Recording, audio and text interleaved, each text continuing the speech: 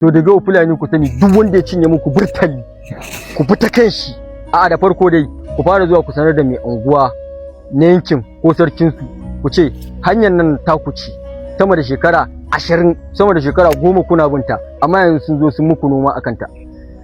Idan sun fitar muku da ita shikenan a cewar zaman lafiya, idan ba su fitar muku da shi ba ni na ce muku ku fita kansu ku fitike gonan ku ciccire amfanin ku kora shanayen.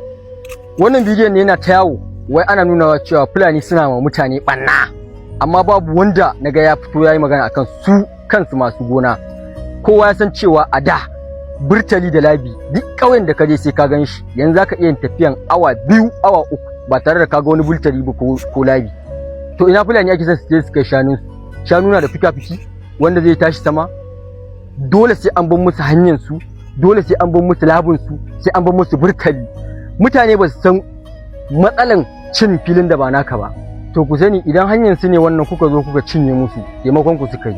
Saboda hadisi ya zo, manzo Allah sallallahu alaihi wasallam ya ce man zalama qaidi shibirin minal ardi, wanda ya zalunci wani daidai da kamu ɗaya na ƙasa, tawaqallahu bihi min sabai aradin, Allah zai yanko ƙasan tun daga sama, tun daga ƙasa har ƙasan 7 a cicciba a ɗaura mai shi a mizanin shi na zunubi. To kun ga wannan kawai ma ya isa kai mutum wuta.